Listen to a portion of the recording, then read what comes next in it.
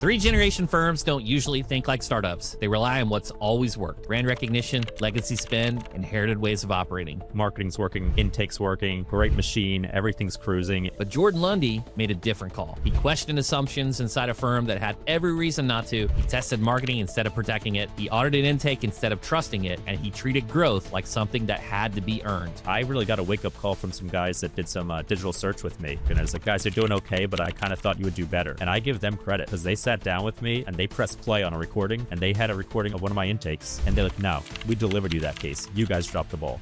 That was my oh my god moment. I've always just so focused on how good is our marketing that I never really focused much on intake. What followed wasn't a cosmetic tweak, it was a full recalibration. Traditional brand backed by disciplined digital investment. Intake rebuilt to match how people actually choose firms today. And to see double the signups is just unbelievable for what we're able to do now as a business. Lundy Law passed $100 million in settlements in 2024 alone. From this time last year, we've doubled our signups.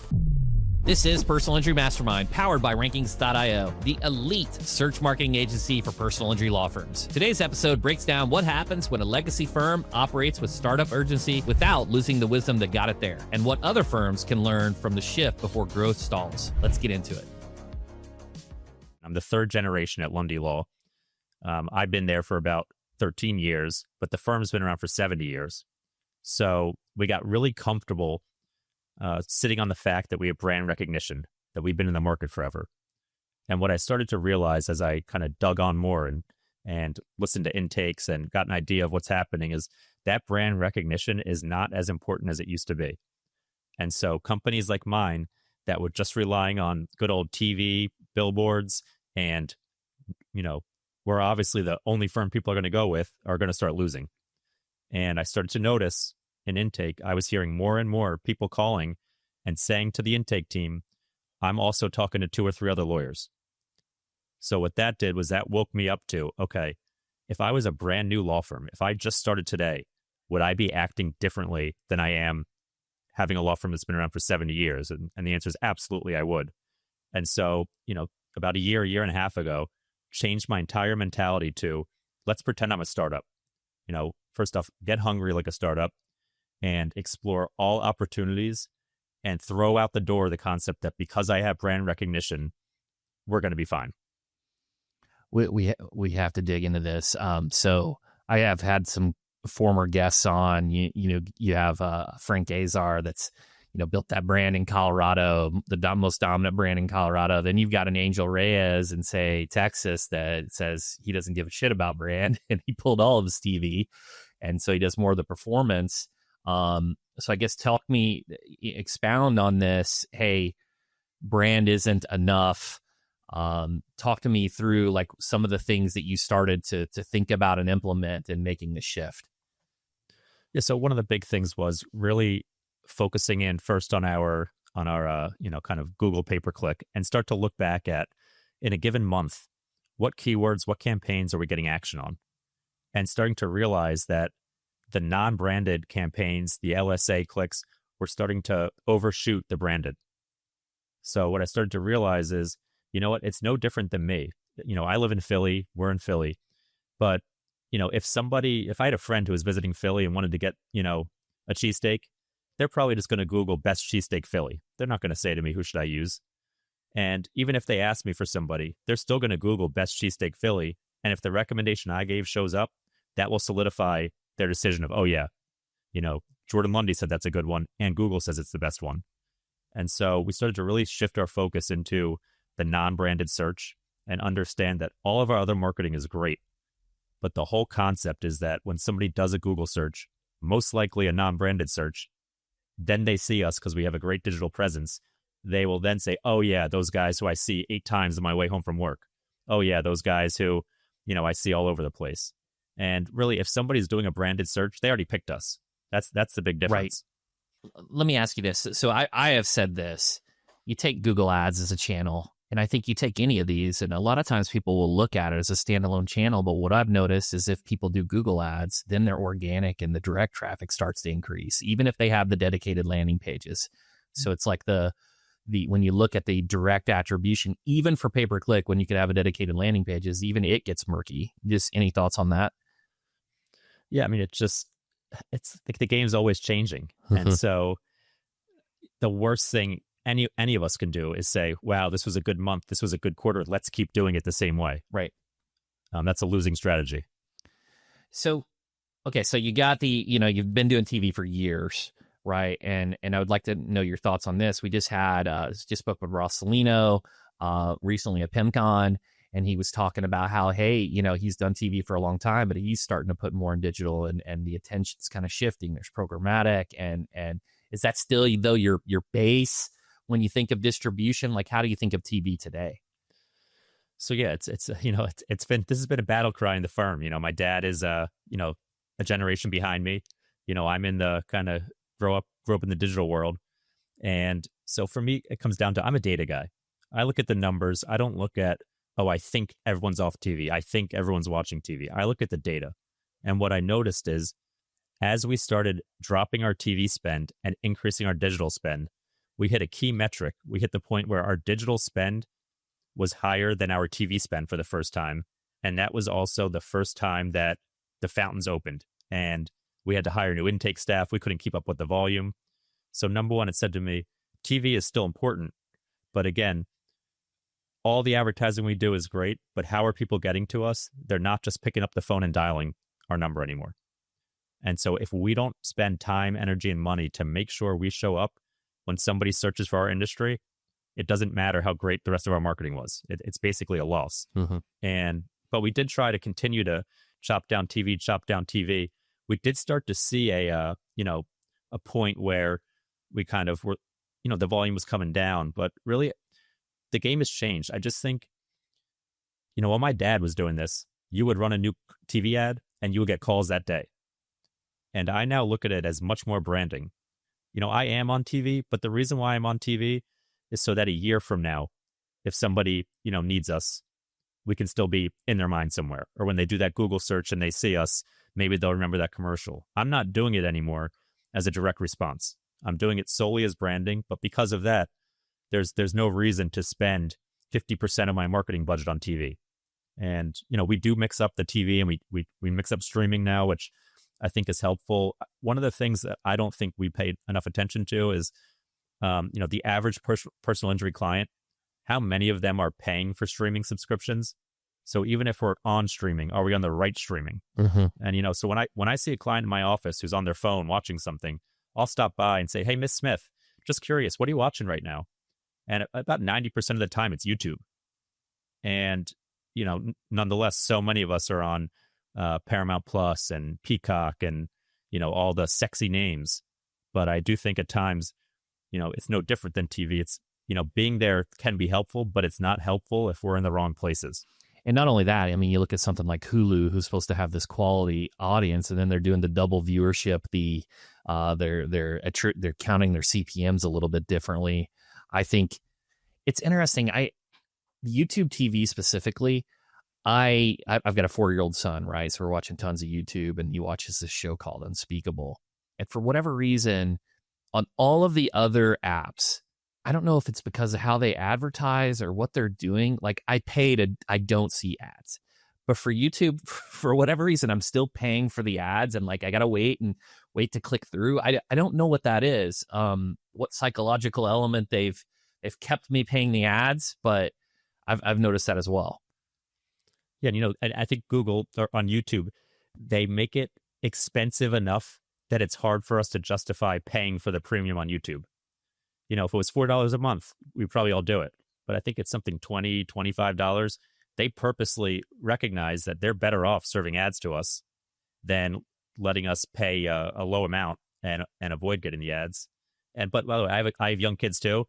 I will say it does make me feel good that my kids have to see ads because other than YouTube, I don't know how often my kids see commercials anymore. Yeah, that's fair. Sometimes, you get those commercials and it's like, they're getting brainwashed here. And it's like that. Then I'll be on the kids show and I'll be like, cover your eyes. And it's like, okay, why is this on this show? But, but let's talk about, I want to go back, like even the definition of brand, right? And performance can be like, cause some people would say, hey, Facebook ads is performance marketing, where I don't know, you're on your mobile watching a commercial. It's kind of brand. Like, how do you think about, like, how do you segment and how do you think about these different channels from brand to performance? Kind of talking about what I call direct response versus branding. Yes. Or yes. So yeah, what I look at it as, most of the advertising we're doing, except for digital, search, is branded. The exception to that is maybe if it's a social media where it is a mass tort, for example, or it is a email campaign. I consider when we give away Eagles jerseys and ask people to, enter their email addresses. I look at that as that's direct response. We actually want you to interact with that ad, and I'm going to judge the performance of that ad based on how many people interacted with it. But my other stuff, when I'm talking about, call Lundy Law, we're the best, we're the greatest, we'll get you a ton of money, just like everyone else is saying, that's just purely branded.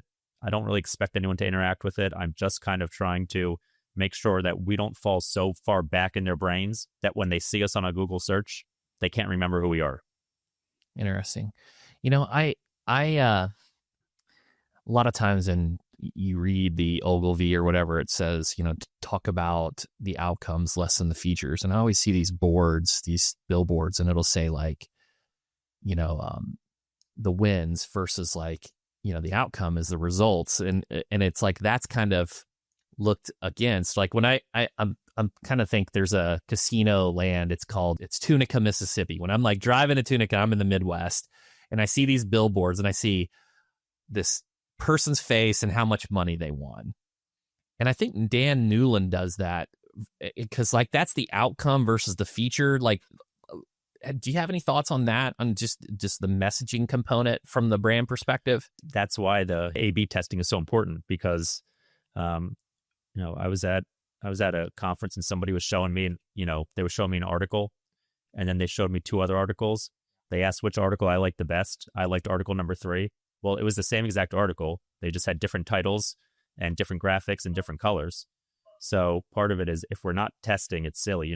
It's really, if somebody's spending millions of dollars advertising or hundreds of thousands of dollars advertising and isn't testing what happens when somebody interacts with your advertising, it's a real loss. And it's amazing to see the human psychology when we look at, heat mapping, and it's wild. You have the same ad and 50% of the people go to one version of the landing page, 50% go to the other. And it's just amazing to see how much, we all want to be so individual, but we are all so the same. It's amazing to see people's mouses moving the exact same way to the exact same places. And there's generally always a clear winner between option 1 and option 2. And so I think that's part of it. And then the other thing is we have to realize that there's some people that are never going to pick our firms. For whatever reason, there's certain people that have just said, I'm never going with Lundy Law. And there's certain people that are saying, I'm only going to use Lundy Law. So the people that I need to reach are those people in the middle, the people whose opinions can be swayed. And so I think it's kind of important to stick to, am I the guy who wants to, have a picture of me with a humongous check and money flying in the air? And if so, that's great, because there's certain people that only want that. Or am I the guy who's in a suit and a tie and shaking hands? That's great. And there's some people that only want that. The question is, have any of us really tried to do both? Have any of us tried to, run ads and do our messaging, but be both of those firms with the hope of kind of grabbing, I haven't done it. We've tried to kind of keep our image, keep what we're going. And what I've noticed though is with the results, I've had some people who say that's so important to them that these firms have gotten so many good results. I've had other people that say that's bullshit. Billions of dollars. Like, what a lie. Like, I'm already skeptical of using a lawyer, and here you are lying about how much money you've recovered. So I wish I had a better answer, but I think there's two sources or two ways to look at it. There was an interesting debate. I had a retreat where two of the biggest firms in their city was at this retreat. It was like a 15-person retreat, and it was the exact debate of like the professional, I'm your trial lawyer's lawyer versus the kind of the humor component, and the debate was like, on which consumers they would reach and what would be more effective, and hey, should we bring in a second brand to attract each audience? And so it's very interesting on I think there's a lot of unknown in that aspect. And I think that's where the AI is going to start to play a much bigger role in the marketing also. Once someone finds you and understands what makes you different, the moment that matters most is the call itself. These potential clients are comparing options in real time, and how that conversation is handled and the words used in that moment carry real weight. When a potential client says they're talking to other firms, what happens next? Jordan explains how Lundy Law signs the cases. In the past 6 months, I've spent more time working on our intake department than I ever had in the 12 years before. And I think that's a huge hole for all of us. All of us advertising lawyers have done a terrible job somewhat neglecting intake. And we're so focused on where we're advertising, how much we're advertising, what our message is, what our colors are, how many people are interacting with it. And I really got a wake-up call from some guys that did some digital search with me, who I sat down with them after the 6-month mark, and I was like, guys, you're doing okay, but I kind of thought you would do better. And I give them credit because they sat down with me and they pressed play on a recording, and they had a recording of one of my intakes. And they're like, no, we delivered you that case. You guys dropped the ball. And I was like, that was my, oh my God moment where I realized that, I've always just so focused on how good is our marketing that I never really focused much on intake. A lot of us, our intake is some of our lower paid employees. We don't pay attention as much. So to get back to your question, what I basically did about 6 months ago was I changed it from my intake team to my sales team. And I talked to them. I sat down with them and said, hey, let's pretend that you guys work for Coca-Cola and you had worked for Coca-Cola your whole life and your parents worked for Coca-Cola and your job was to sell Coca-Cola, and somebody called you and said, hey, I'm interested in Coca-Cola, but I also might get Pepsi and I might get Sprite. How would you react? You'd probably be somewhat passionate about it. Listen, Coca-Cola is the greatest drink ever. We've got the best reputation. It is delicious. There's nothing that makes you feel better than when you get that first sip of Coca-Cola in your mouth. So I was explaining to my intake team, I need you guys to act that way towards our intakes. Like, if me, Jordan Lundy, is trying to sell a client, I have no problem saying, we do an amazing job. We've been around for 70 years, and there's a reason why. And businesses don't last that long when they don't deliver results for their clients. And, basically get the intake team to change the mentality and let them understand you are salespeople. You are selling people this product and this service, and you shouldn't be taken no as easily, because I can't tell you how many times I hear they're on the phone and somebody says, oh, I'm in traffic, I got to go. Like, okay, we'll call you later. Or the person says, hey, I actually think that I'm going to get in the elevator now, so I'll call you later. And what I notice is I'm willing to say 80% of the time we hang up the phone, we don't sign that client. So it's how aggressive are we willing to be? And we have to look at it as we are selling us. We're selling what we do, and you have to have pride in that. I think that's a great, stress the urgency. This is an emergency. Like, you're doing them a service. Don't talk to the insurance company. They're the enemies. They're going to lowball you. I mean, that's what their job is to do. And deploying advertising, they've been, this like a good neighbor and all these they're great taglines, and they're deploying $1 billion to condition the individual. Let's talk about the intake. So you've really dove in. What's your tech stack look like? How do you think about, I would love to hear how you think about after hours too. So let's start with the tech stack though. Our phone service is on Vonage. So we have, at least every first call that comes in we have a recording of it, even if they just call in directly. So that's helpful to be able to have that information to be able to audit and look for. We've got web form. We have web forms that are on our site and our landing pages. We have chat. We use Intaker for chat. And we have our in-house calling. One of the things we noticed, again, I'm a data guy. So I started to look at it and say, okay, if I look at everybody who's come through web form, everybody who's come through chat, and everybody who's called in directly, we are more successful when they call in directly. So now let's go back and look at our websites and our landing pages. Are we making it too easy for people to use a chat? Are we making it too easy for people to fill out a web form when we want them to call us? So that was step one, moving that around. But then kind of getting better at, they're still going to chat, they're going to do, web forms. So we still have to have a better role. So the question was, I wonder how long it takes when somebody presses submit on one of those. How long does it take us to call them? Does it take us 1 minute, 2 hours? And so put together a formula and got it all working out where we figured out how long does it take. We set metrics for the intake reps when you're responding to a chat or web form. It's got to be under 7 minutes from when they submit it till you make your first, call attempt. We started right away seeing our conversions going up on the chats and the web forms because we were contacting them much faster. And then one of the, I guess those would be the core pieces to our intake. So it's not a ton of tech. We're not using, a lot of AI in there and things like that, but it's more so just grinding it out. And then we do have it in overflow call center, and we also use them for after hours. And so what I did with that is I compared our conversion rates when our in-house team answers a call to when our call center answers a call. And I saw that we were about 8% more successful in-house handling calls. So then what I did was I broke down days by hour of the day and day of the week to figure out if we know we're 8% better, during each hour of the day and day of the week, what percent of our leads is the call center answering? And whoa, what do you know? Around lunchtime, they're handling 24% of our leads. So we're losing money. So, but during the morning, they're not answering as much. So it became okay, we got to change our staffing here. Mm-hmm. That's on us to move our staff, hours around to make sure that we don't have somebody who's doing, not as good of a job as us answering such a high number of calls. So we pushed, our staffing around, manipulated to get those numbers down. And then we started pushing our staffing back a little later. What we did notice though is, I don't run paid ads at night, because what I noticed is if I go back 2 years, it's probably $30,000-$40,000 we've spent, on digital ads in the middle of the night, and maybe 2 cases we got out of it. So the cost per case doesn't line up. And Mm-hmm. I think in this day and age, most people understand they can call the lawyer at 8 a.m., 9 a.m. Mm-hmm. So I really think that most of the calls we're getting at 2 or 3 a.m. are probably not cases we're going to end up keeping anyway. So I don't staff overnight. I have the call center, but I have shift my people. So my in-house team, I have at least 3 people working until 8 p.m. each night.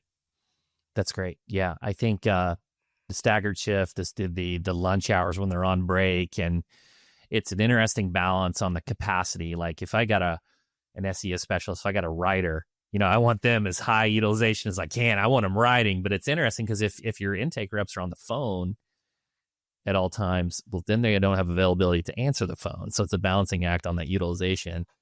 Yeah, and the other thing I did was I looked at, I started looking at my metrics and stats by intake reps. So, for example, I looked at first as a whole, how do we do on web forms, chats, and in-house calls? Then I said, how does each individual intake rep do? And what I noticed was there was a couple intake reps that were well above average on chats and web forms. So I said to them, do you guys prefer doing that? I mean, do you prefer, calling somebody who's filled out a form and chasing them down? And they're like, yeah, I'm just more comfortable with that than I am answering a call. I don't know why. So, all right, that's your job now. And some of the people that were, answering calls, doing it all.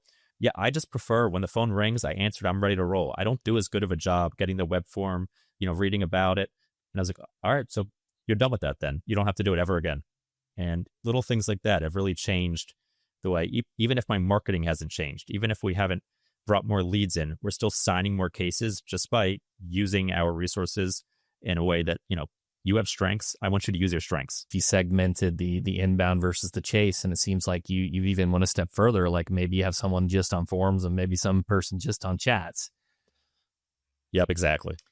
Yeah. So also talk to me about, those big cases. Do you just round robin to your reps and then that big one comes in, and, do you have a QA person that kind of steps in and takes over? Like how do you think about like when the big case comes in and prioritizing it versus the standard minimum policy auto?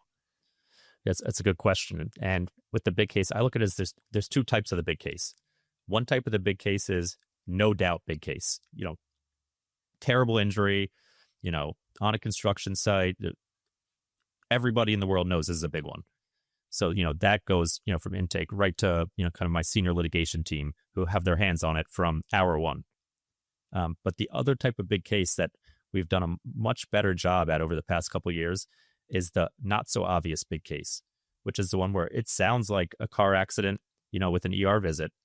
But what we're tuning into now is we're on Litify. And so, we had our insurance drop downs for the limits and all that. And we used to wait till we knew the limits to fill it in. But we started changing something where when we have a situation like somebody was rear-ended by a UPS truck, we're changing that limits drop down to commercial limits. We can eventually switch it to 1 million, 5 million, but we're switching it to commercial limits. We have a report that we're subscribed to, and anytime a new intake is signed and the limits have been selected as commercial, that goes right to the senior litigation team. Because what I'm trying to do is focus on, we know what we have available to us. Let's not kind of overdo it, focusing on what type of accident, what were the facts, what was the property damage, what did the ER say? No, let's flip it around and say, all right, this is a case that we can do a great job for this client. This client is not going to be, left to only have $50,000 available to them. So from day one, let's do everything we can for this client to get them the result they deserve. Because if we just treat it like an average case and then we confirm it's $1 million coverage, we've lost 6 months. So basically, working backwards. What do we know? Even if we don't know the exact limit, to me, that is a big case. And it takes some training on the intake. They have to start to realize that if somebody is sideswiped by a garbage truck, that means commercial. There's some of the more obvious ones, but, some of these other, somebody was sideswiped by a delivery van, commercial. And start to really teach them what to look for. And don't be scared to select commercial if it turns out there's not. I think that's very smart. Often you hear like, hey, should I have my attorneys do an intake, this or that? And like, you don't want your attorneys, for the most part, doing these smaller cases, but getting them involved. I think they'll be more than happy to talk to someone, an 18-wheeler or one of these commercial policy cases. And it's not the volume, so they can spend the time necessary to lock it down and close it. And maybe even helps with the treatment, the evidence preservation, and all that stuff. Oh, yeah. And also, I feel like at times the intake reps can start to kind of try to be a lawyer too much at times. It's not our intake rep's job to ask how bad the property damage was and make a decision. It's not their job to ask what the ER said. It is their job to hear car accident, injury, sign up. And when it's a major one and they're not signing up directly, I'm warm transferring you over to one of our partners right now. And then my senior guys know that if they get that call from intake, I don't care if you're in a dep, I don't care what you're doing, you're answering that call because, they're doing that because this is a huge potential case. Once the marketing is working, the real leverage happens inside the firm. Demand only matters if the experience keeps up with it. And in a world where reviews shape map discovery, AI search answers, and trust before the first call ever happens, client experience stops being a soft concept. It becomes measurable and operational. So let's talk about how Jordan thinks about delivery, intake, and the systems that actually turn attention into long-term growth. I've always been concerned about the client experience, and especially now with the significance that Google reviews have, because it's just amazing how important Google reviews are for people to come to our firm. And it's also amazing how hard it can be to get somebody who's happy to leave a review. And somebody who's unhappy is happy to leave a bad review. So with the client experience, we try to do the basic of, we have, regular intervals, in which each client has to be contacted. Somebody can't go 2 months never hearing from somebody. We try to do what we can. We started using case status to try to make it more like they have an app, just like if somebody's working with their bank or, Amazon, people are using apps and they're comfortable with it, which has helped a lot. But the next piece is trying to get that to be much more personable. So I now have banners on Litify. If, a week before somebody's birthday, a banner comes up saying client's birthday in 7 days, 6 days, 5 days. And anybody who talks to that client, by the way, I see you have a birthday coming up. Are you doing anything fun for it? And that goes such a long way for people to feel like we care about them and we understand them. If somebody says that their sister had a baby, we type it in, we have a banner up, sister just had a baby. Anyone who talks to them, oh, hey, by the way, how's the baby doing? And so those things I think are so much more valuable than any of us realize, to show the clients that we care and that we're paying attention to them. And we could get the same result for a client in the same amount of time, but have a happier client depending on some of those little details of, did we actually care about them and do we know them? Or were they just another, cog in the wheel? The humanizing them, the client experience versus the customer, the widget. I think that's fantastic. When we're on 1-800 numbers, we all know if we call a 1-800 number, we know in the first 5 seconds if it's going to be a bad call, right? So depending on how the person answers and what's going on there, this is either going to be miserable or not so bad. And I know I've been on 1-800 calls where during the call, I've had, one of my babies was crying and the person was like, oh, like I hear the baby, how old? And to me, I'm like, oh, that's nice. Like, I'm not so angry now that I had to wait 30 minutes to talk to you. And so it's also just looking at our real life experience and how some of these little things can really go a long way for us.